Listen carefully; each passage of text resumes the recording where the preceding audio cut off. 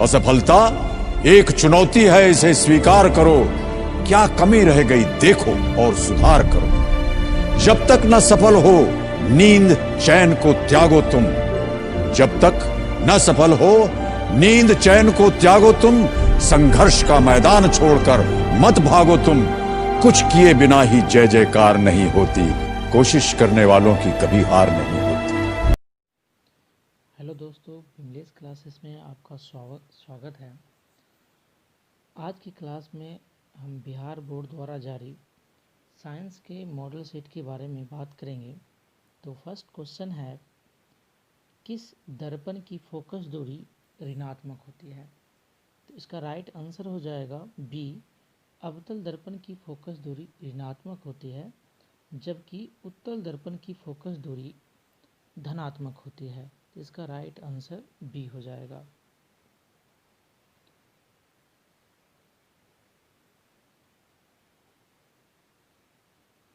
Second question है, दर्पण की फोकस दूरी और वक्रता त्रिज्या में क्या संबंध है? तो दर्पण की फोकस दूरी वक्रता त्रिज्या की आधी होती है। दर्पण की फोकस दूरी वक्रता त्रिज्या की आधी होती है, यानी कि इसका राइट आंसर बी हो जाएगा, F = R/2। क्वेश्चन नंबर 3, समान दृष्टि के लिए स्पष्ट दृष्टि की न्यूनतम दूरी 25 सेंटीमीटर होती है। राइट आंसर बी हो जाएगा। क्वेश्चन नंबर 4, श्वेत प्रकाश का कौन सा रंग किसी प्रिज्म से गुजरने के पश्चात सबसे कम झुकता है?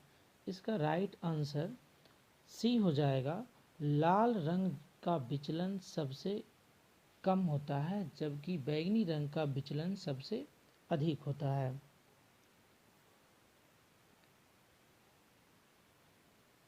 क्वेश्चन नंबर 5, मानव आंख की रेटिना द्वारा बनाई गई छवि होती है। तो मानव आंख द्वारा रेटिना पे जो बनाई गई प्रतिबिंब होती है वो वास्तविक और उल्टा होता है। तो राइट आंसर बी हो जाएगा, वास्तविक और उल्टा।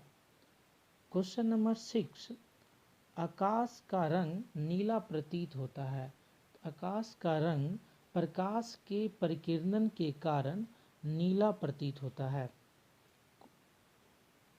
क्वेश्चन नंबर 7, किस दर्पण से वस्तु का प्रतिबिंब बड़ा बनता है?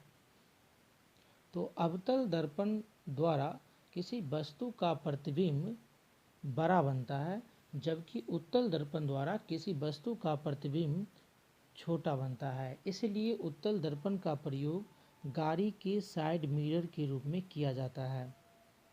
क्वेश्चन नंबर 8, निम्नलिखित में कौन सा लेंस निकट दृष्टि दोष को ठीक करने के लिए उपयोग किया जाता है? इसका राइट आंसर होगा अवतल लेंस। अवतल लेंस को ही अपसारी लेंस कहा जाता है। जब किसी भी व्यक्ति में निकट दृष्टि दोष होता है तो उसे अवतल लेंस से बने चश्मे का उपयोग किया जाता है, जबकि दूर दृष्टि दोष के लिए उत्तल लेंस से बने चश्मे का प्रयोग किया जाता है। क्वेश्चन नंबर 9, निम्नलिखित में कौन सा उपकरण विद्युत धारा की उपस्थिति दर्शाता है? तो इसका राइट आंसर सी हो जाएगा, जनरेटर जो है वो विद्युत धारा की उपस्थिति प्रदर्शित करता है। क्वेश्चन नंबर 10, दाएं हाथ के अंगूठे के नियम को किसने प्रतिपादित किया था? इसका राइट आंसर हो जाएगा बी, फ्लेमिंग ने दाएं हाथ के अंगूठे के नियम का प्रतिपादन किया था। क्वेश्चन नंबर 11, विभवांतर का एसआई मात्रक होता है। विभवांतर का एसआई मात्रक वोल्ट होता है, जबकि प्रतिरोध का एसआई मात्रक ओम होता है। विद्युत धारा का एसआई मात्रक एम्पियर होता है, जबकि आवेश का एसआई मात्रक कूलम होता है।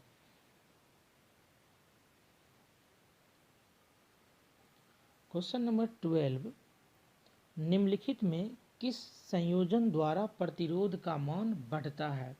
अगर हम किसी भी प्रतिरोधक को श्रेणी क्रम में सजाते हैं तो उसका वैल्यू बढ़ता है और समांतर क्रम में सजाने पे प्रतिरोध का मान घटता है। इसीलिए इसका आंसर हो जाएगा ए, श्रेणी क्रम में किसी भी प्रतिरोधक को सजाएंगे तो प्रतिरोध का मान बढ़ता है। क्वेश्चन नंबर 13, चुंबकीय बल रेखा की प्रकृति होती है। चुंबकीय बल रेखा की प्रकृति काल्पनिक होती है। इसका राइट आंसर हो जाएगा काल्पनिक, ए।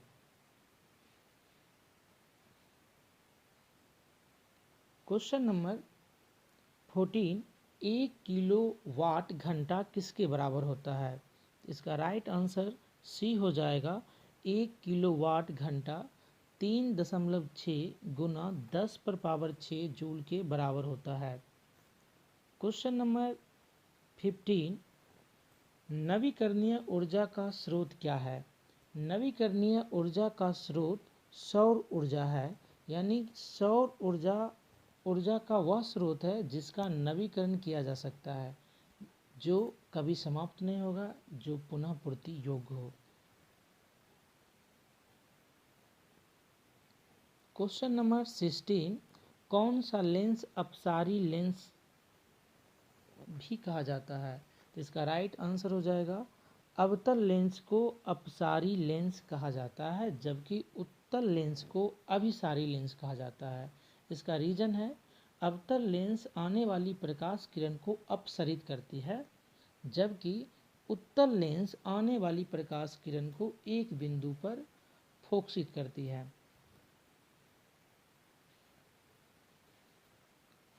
क्वेश्चन नंबर 17, प्रकाश का प्राथमिक वर्ण कौन है?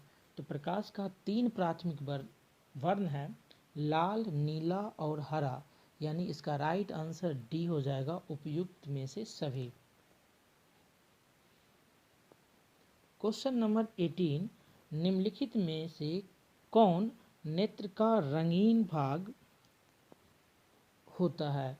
इसका राइट आंसर हो जाएगा आइरिस। आइरिस जो होता है वो नेत्र का रंगीन भाग होता है, जो चारों ओर से पुपिल से घिरा हुआ रहता है। तो इसका राइट आंसर डी हो जाएगा, आइरिस। क्वेश्चन नंबर 19, 1 HP बराबर होता है।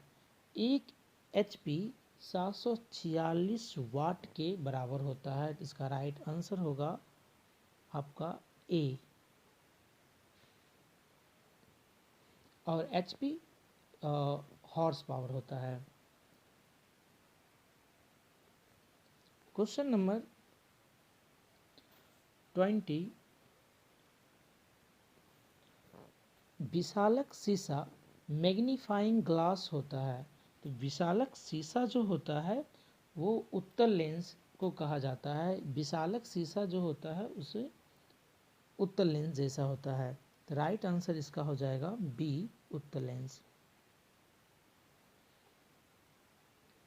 क्वेश्चन नंबर 21, जब किसी चालक तार से विद्युत धारा प्रवाहित होती है तो गतिशील कण है। जब किसी चालक तार से विद्युत धारा प्रवाहित की जाती है तो उसका गतिशील जो कण होता है वो इलेक्ट्रॉन होता है, और इलेक्ट्रॉन के कारण ही विद्युत धारा प्रवाहित होती है। क्वेश्चन नंबर 22, एम्पियर घंटा मात्रक है। एम्पियर घंटा मात्रक जो होगा इसका राइट आंसर इनमें से कोई नहीं, डी हो जाएगा, इनमें से कोई नहीं, क्योंकि एम्पियर घंटा जो मात्रक है वो विद्युत आवेश का मात्रक है।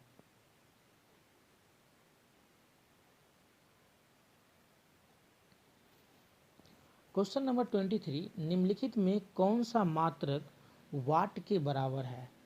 तो हम जानते हैं 1 वाट 1 जूल प्रति सेकेंड के बराबर होता है। तो इसका राइट आंसर हो जाएगा A, joule per second.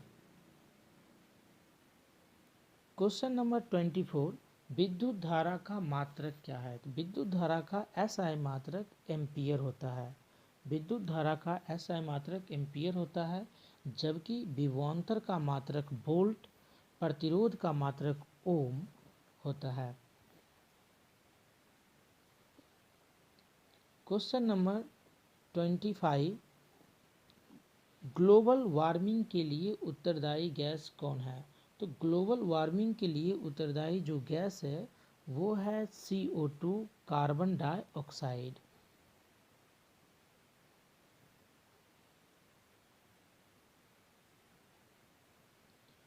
Question number 26, शरीर में भोजन का पाचन किस प्रकार की अभिक्रिया है?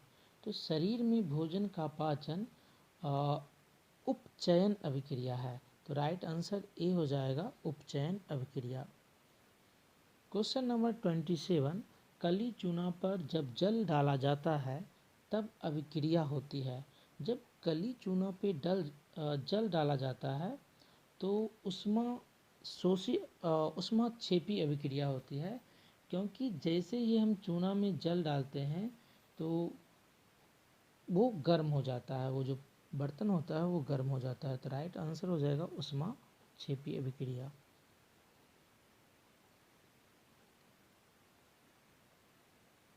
क्वेश्चन नंबर 28, निम्नांकित में कौन सबसे अधिक अभिक्रियाशील है? तो सबसे अधिक अभिक्रियाशील जो मेटल है, जो धातु है, वो है पारा Hg। ये सबसे अधिक अभिक्रियाशील है इन निम्नलिखित में से, क्योंकि सोना, चांदी जो है वो मुक्त अवस्था का तत्व है जो अभिक्रिया नहीं करता है। क्वेश्चन नंबर 29, चूना जल का रासायनिक सूत्र है। चूना जल का रासायनिक सूत्र CaOH2 है। राइट आंसर डी हो जाएगा, CaOH2। क्वेश्चन नंबर 30, कोई विलयन लाल लिटमस को नीला कर देता है, उसका pH मान क्या होगा?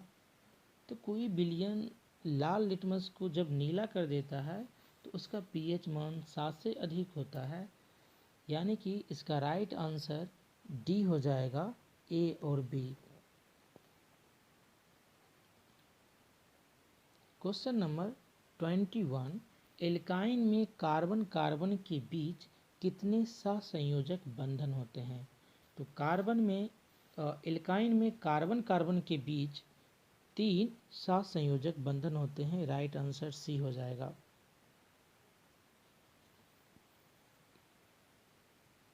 क्वेश्चन नंबर 32, ग्लूकोज का आणविक सूत्र क्या है? ग्लूकोज का आणविक सूत्र C6H12O6 है। ग्लूकोज का आणविक सूत्र C6H12O6 है, यानी इसका राइट आंसर ए हो जाएगा। जबकि एसिटिक एसिड का जो फार्मूला है CH3COOH है, जबकि एसिटल्डिहाइड का फार्मूला CH3CHO होता है और ट्राइक्लोरोमीथेन का फार्मूला CHCl3 होता है। क्वेश्चन नंबर 33, उच्च वसीय अम्लों के सोडियम लवण कहलाते हैं। तो उच्च वसीय अम्लों के सोडियम लवण को साबुन कहा जाता है, यानी राइट आंसर ए हो जाएगा, साबुन। क्वेश्चन नंबर 34, CHO अभिक्रियाशील मूलक को कहते हैं। CHO अभिक्रियाशील मूलक को एल्डिहाइड कहा जाता है। इसका राइट आंसर एल्डिहाइड हो जाएगा, ए। जबकि अल्कोहल जो है उसका क्रियाशील मूलक OH होता है, कीटोन का C डबल बॉन्ड O होता है।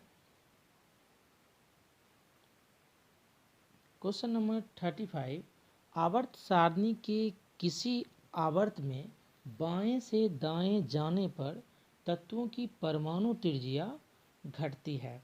जब आवर्त सारणी में, आधुनिक आवर्त सारणी में आप बाएं से दाएं जाइएगा तो तत्वों की परमाणु त्रिज्या घटती है और परमाणु का आकार भी घटता है। तो राइट आंसर ए हो जाएगा।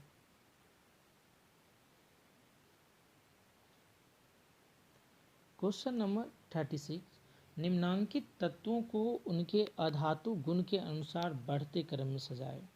तो अधातु गुण के आधार पे हम सजाएंगे। तो लिथियम की परमाणु संख्या 3 होती है, तो लिथियम फर्स्ट हो जाएगा, और फ्लोरीन जो होगा वो हाइड्रोजन एलिमेंट है, यानी लास्ट में होगा। तो इसको हम इस प्रकार से सजा सकते हैं। इसका राइट आंसर जो होगा वो बी हो जाएगा, लिथियम, बेरिलियम, कार्बन, ऑक्सीजन और फ्लोरीन। क्वेश्चन नंबर 34, सिलिकॉन क्या है? सिलिकॉन एक उपधातु है। सिलिकॉन एक उपधातु है। राइट आंसर सी हो जाएगा, सिलिकॉन एक उपधातु है। क्वेश्चन नंबर 38, निम्नांकित में कौन विद्युत धनात्मक तत्व है? निम्नांकित में कौन विद्युत धनात्मक तत्व है? तो इसका राइट आंसर जो होगा वो सी हो जाएगा, सोडियम जो है वो विद्युत धनात्मक तत्व है। यानी वैसा तत्व जिसकी संयोजी इलेक्ट्रॉन की संख्या 1, 2 या 3 होती है उसे विद्युत धनात्मक तत्व कहा जाता है। और सबसे ज़्यादा विद्युत ऋणात्मक तत्व फ्लोरीन होती है, और सबसे कम विद्युत धनात्मक तत्व जो होता है वो फ्रांसियम होता है। क्वेश्चन नंबर 39, टिहरी बांध का निर्माण किस प्रदेश में किया गया? टिहरी बांध का निर्माण उत्तराखंड में किया गया। उत्तराखंड राइट आंसर हो जाएगा। क्वेश्चन नंबर 40, निम्नांकित में किस धातु को केरोसिन में डुबा कर रखते हैं? तो इसका राइट आंसर सोडियम हो जाएगा। सोडियम धातु को केरोसिन में डुबा कर रखा जाता है क्योंकि ये बहुत ही ज़्यादा अभिक्रियाशील होता है, और सोडियम एक ऐसा धातु है जिसे आप चाकू से काट सकते हैं। क्वेश्चन नंबर 41, अपमार्जक से बनाए जाते हैं। तो अपमार्जक से सर्फ एक्सेल भी बनाए जाते हैं, शैम्पू भी बनाए जाते हैं, इजी सर्फ भी बनाए जाते हैं। यानी इसका राइट आंसर जो होगा उपयुक्त सभी हो जाएगा, डी।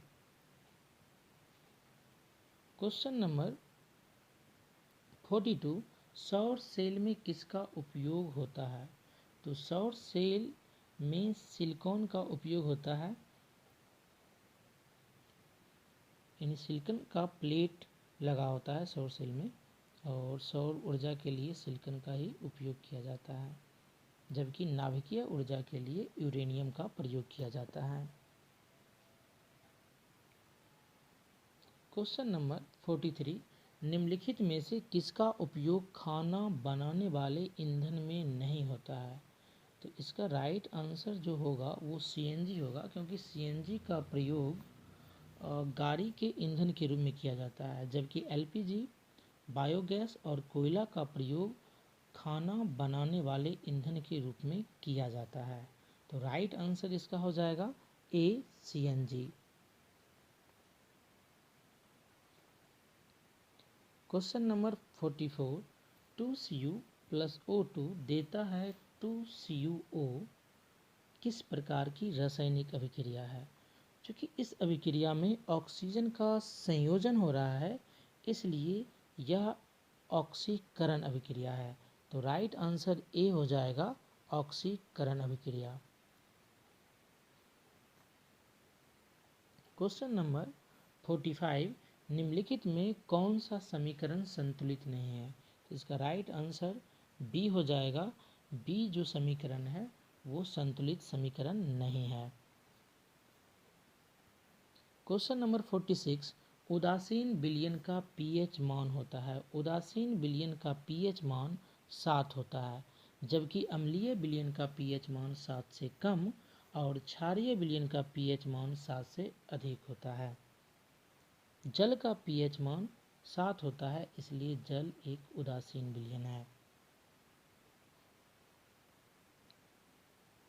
क्वेश्चन नंबर 47, निम्नलिखित में कौन दुर्बल अम्ल है?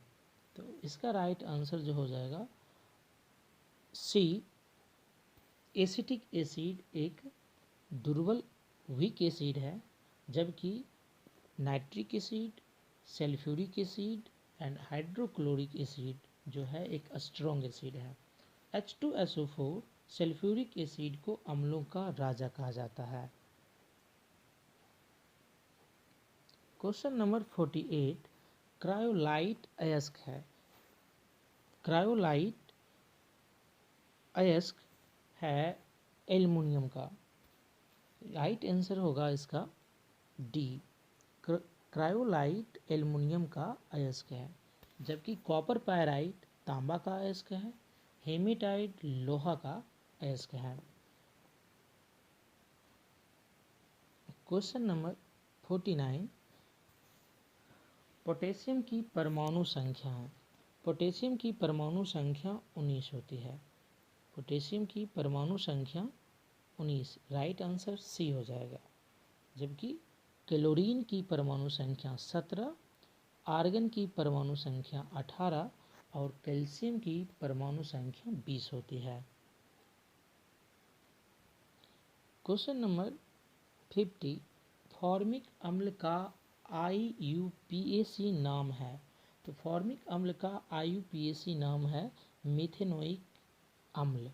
मीथेनोइक अम्ल, राइट आंसर ए हो जाएगा, मीथेनोइक अम्ल। क्वेश्चन नंबर 51, इथाइल अल्कोहल का अणुसूत्र है।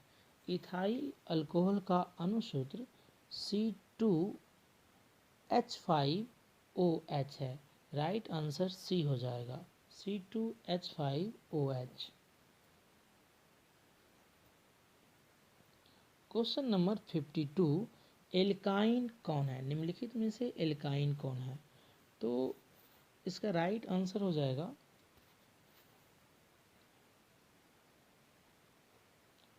C2H2। C2H2। चीनी का रासायनिक सूत्र है। तो चीनी का रासायनिक सूत्र C12H22O11 है। राइट आंसर इसका बी हो जाएगा। चीनी का रासायनिक सूत्र C12H22O11 है, जबकि ग्लूकोज का फार्मूला C6H12O6 है।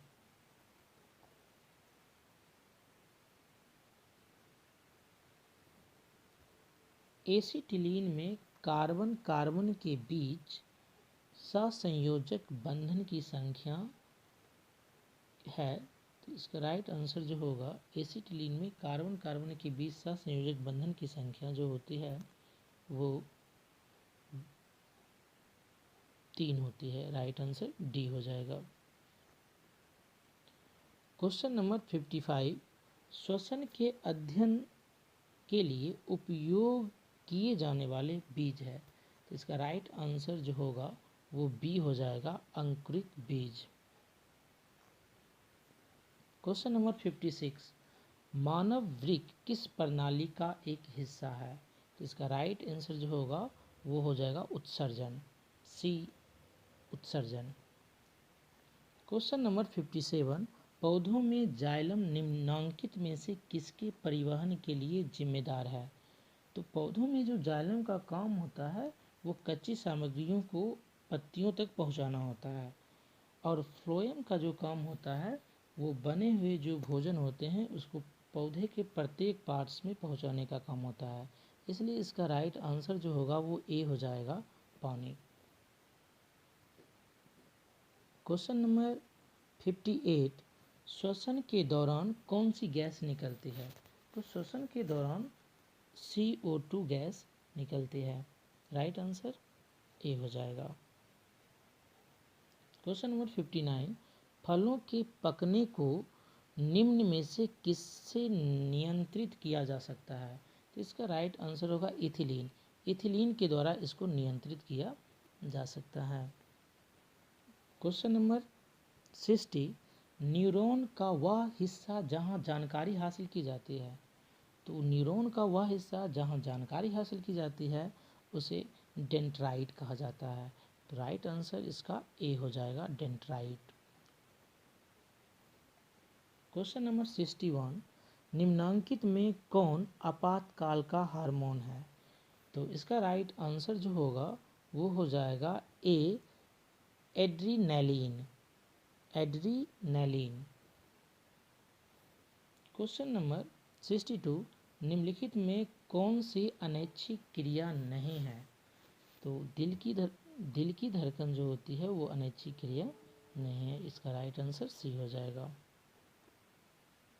क्वेश्चन नंबर 63, मानव में गर्भ की अवधि कितनी है? तो मानव में गर्भ की अवधि 270 दिनों की होती है। तो राइट आंसर जो होगा वो होगा 270 डेज, ए हो जाएगा।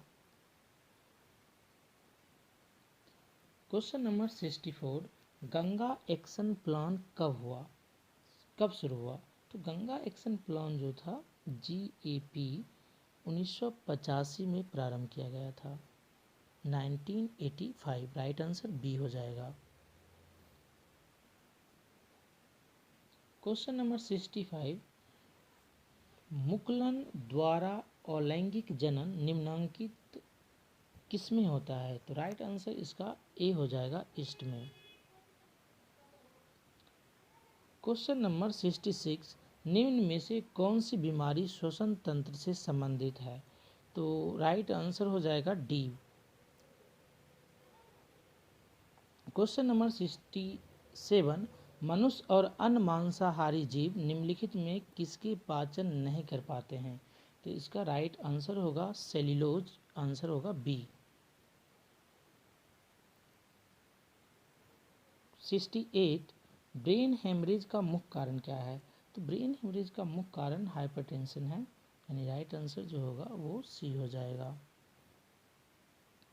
निम्न में से परजीवी पादप का उदाहरण नहीं है, तो इसका आंसर जो होगा वो हो जाएगा बी।